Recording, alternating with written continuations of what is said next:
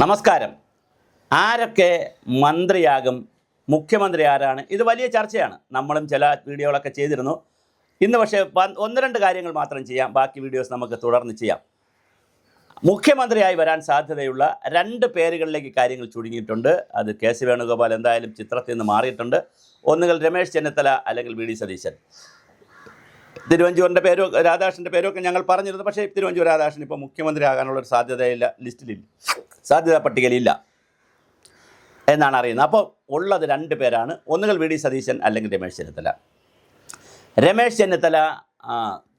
Ramesh Chennithala മുഖ്യമന്ത്രിയാവുകയാണെങ്കിൽ ആഭ്യന്തരമന്ത്രിയായി V D Satheesan വരാൻ സാധ്യതയുണ്ട്.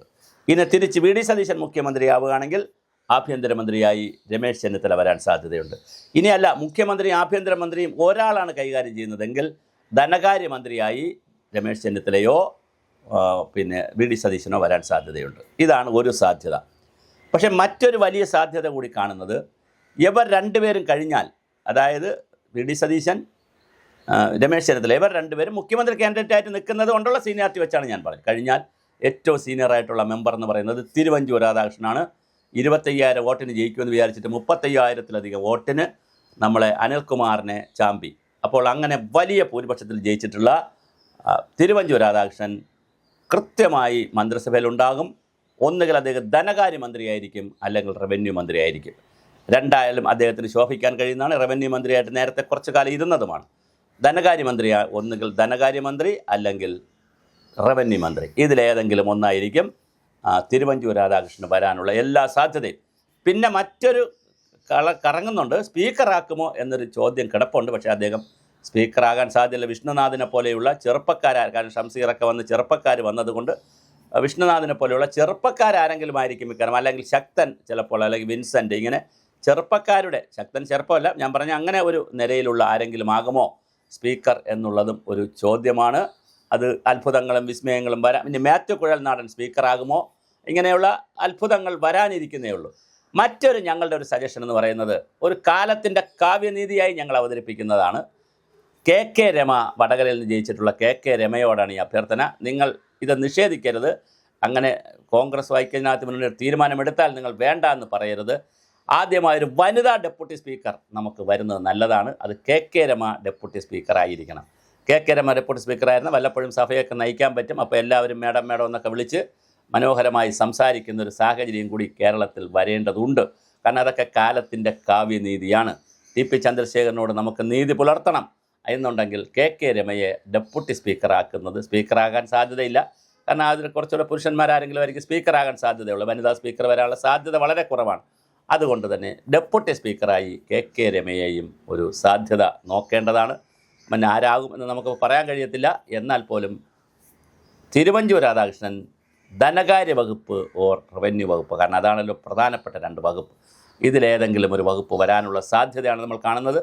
അദ്ദേഹം ആഭ്യന്തര വകുപ്പ്, റവന്യൂ വകുപ്പ്, ജലവിഭവ വകുപ്പ്, പരിസ്ഥിതി വകുപ്പ്, വനം വകുപ്പ്, ഇങ്ങനെ പല വകുപ്പ്, ട്രാൻസ്പോർട്ട് വകുപ്പ് കുറച്ചു കാലം, ഇങ്ങനെ പല വകുപ്പുകളും അദ്ദേഹം കൈകാര്യം ചെയ്തിട്ടുള്ളത് കൊണ്ട് തന്നെ മുഖ്യമന്ത്രി കാൻഡിഡേറ്റ് ആകാൻ എന്തുകൊണ്ട് യോഗ്യനാണ്. പക്ഷേ ധനകാര്യമന്ത്രിയായിട്ട് വരാനുള്ള സാധ്യത വളരെ കൂടുതലാണ്. കാരണം ഇപ്പോൾ K M Mani sir UDF ഉണ്ടായിരുന്ന കാലത്ത് മാണി സാറായിരുന്നു സ്ഥിരമായി ധനകാര്യമന്ത്രി. അത് വരാനുള്ള എല്ലാ സാധ്യതയും തിരുവഞ്ചൂർ രാധാകൃഷ്ണൻ ധനകാര്യമന്ത്രിയായി വരാനുള്ള സാധ്യത കാണുന്നുണ്ട്. അത് നന്നായി ശോഭിക്കാനും സാധ്യതയുണ്ട്. അല്ലെങ്കിൽ ഈ ദുരന്തവും പ്രശ്നങ്ങളും ഒക്കെ കിടക്കുന്ന സാഹചര്യത്തിൽ റവന്യൂ മന്ത്രിയും ആകാനുള്ള സാധ്യതയുണ്ട്. ഇതിലേതെങ്കിലും ഒന്നായിരിക്കും. പിന്നെയും മന്ത്രിമാർ വരാൻ സാധ്യതയുണ്ട് കോൺഗ്രസ്സിൽ. അത് നമുക്കൊരു ലിസ്റ്റായി, ബാക്കി ഒരു കൃത്യമായൊരു ലിസ്റ്റായി നമുക്ക് ചെയ്യാം. കാരണം ഇനിയും വരുന്ന ദിവസങ്ങളിലും പരിപാടികളുണ്ടല്ലോ. നമ്മുടെ വീഡിയോസ് ധാരാളം വരുന്നുണ്ട്. നിങ്ങൾ തുടർച്ചയായി സുഭാഷിതം ചാനൽ കാണണം. നമ്മൾ പറഞ്ഞതെല്ലാം, അത് ഓരോ കാര്യങ്ങൾ, CP ജോൺ മന്ത്രിയാകുമെന്ന് പറഞ്ഞു. CP ജോണിൻ്റെ കുറിച്ച് നമ്മൾ വീഡിയോ തന്നെ ചെയ്തു. പേരാമ്പ്രയിലെ ഫാത്തിമ തഹ്ലിയയ്ക്ക് വേണ്ടി നമ്മൾ വീഡിയോ ചെയ്തു. ഒരുപാട് ആളുകൾ, നമ്മുടെ സുധീർ ഷാ പാലോട് ജയിക്കുമെന്ന് പറഞ്ഞു വാമനപുരത്ത്. അപ്പോൾ ഇതൊക്കെ ഇങ്ങനെ പല വീഡിയോകളും നമ്മൾ ചെയ്തപ്പോഴും പറയുമ്പോഴും അങ്ങനെയൊന്നുമല്ല ഇങ്ങനെയാണെന്നൊക്കെ പറഞ്ഞു. പക്ഷേ വളരെ കൃത്യമായി അട്ടിമറി വിജയങ്ങൾ ഉൾപ്പെടെ കൃത്യമായി നമ്മൾ പറഞ്ഞതാണ്. തിരുവഞ്ചൂർ രാധാകൃഷ്ണൻ്റെ കാര്യവും നമ്മളിപ്പോൾ സൂചിപ്പിക്കുന്നു. മന്ത്രിമാരാകാൻ യോഗ്യതയുള്ള 1 ഡസനിലധികം ആളുകൾ കയറിയിട്ടുണ്ട്. എന്തായാലും 12 മന്ത്രിസ്ഥാനമായിരിക്കും സ്പീക്കർ സ്ഥാനവും കൂടി ആയിരിക്കും കോൺഗ്രസ്സിന് കിട്ടുക. പിന്നെ 5 മന്ത്രിസ്ഥാനമായിരിക്കും ലീഗിന് കിട്ടുക. അപ്പോൾ 12 5 17ആയി. പിന്നെ ഈ 4 സ്ഥാനമെന്ന് പറയുന്നത് മിക്കവാറും 1 CP ജോൺ, ജോസഫ് ഗ്രൂപ്പിന് 1 2, പിന്നെ അനൂപ് ജേക്കബ് വരാനുണ്ട് 3, പിന്നെ അത് കഴിഞ്ഞാൽ ഈ മാണി സി കാപ്പന് സാധ്യത കുറവാണ്. പിന്നെ വരാൻ സാധ്യതയുള്ളത് പിന്നെ എന്തായാലും 21 സീറ്റിലേക്ക് സാധ്യതയുണ്ട്. പിന്നെ വരാൻ സാധ്യതയുള്ള പാർട്ടി CMP വരാൻ സാധ്യതയുണ്ട്. RMPയുടെ സാധ്യത ഉണ്ടോ ഇല്ലയോ നമുക്കറിയില്ല. പിന്നെ ഷിബു ബേബി ജോൺ, RSPയുടെ ഷിബു ബേബി ജോൺ മന്ത്രിയാകാൻ സാധ്യതയുണ്ട്. അങ്ങനെ 12 5 17, പിന്നെ 4 പേര്, ഈ പറഞ്ഞ പോലെ 4 പേര് RMPയിൽ നിന്നില്ല, CMPയിൽ നിന്നും, RSPയിൽ നിന്നും, ജോസഫ് ഗ്രൂപ്പിൽ നിന്നും, കേരള കോൺഗ്രസ് ജോസഫ് ഗ്രൂപ്പിൽ നിന്നും, പിന്നെ എന്താ പറയുക, RMP RSPയിൽ നിന്നും. അങ്ങനെ 4 സീറ്റ്, അങ്ങനെ 21 സീറ്റ് വരാൻ സാധ്യതയുണ്ട്.